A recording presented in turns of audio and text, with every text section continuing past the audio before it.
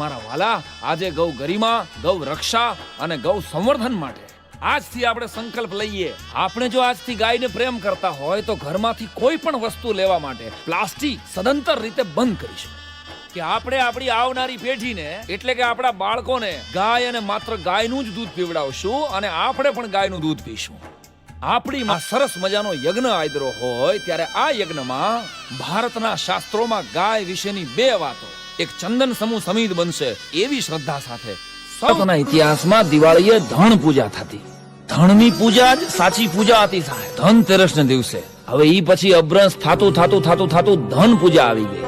એટલે ધનતેરસના દિવસે આપણે ધન પૂજા કરવા માંડ્યા, કારણ કે પેલા ગાયને જ સાચું ધન ગણવા. નિવેદના હવે કોણ જાણશે છાની, હવે ક્યાં ગોતું બાપુ ટાટમ પૂરી જ્ઞાની. પણ ગાયું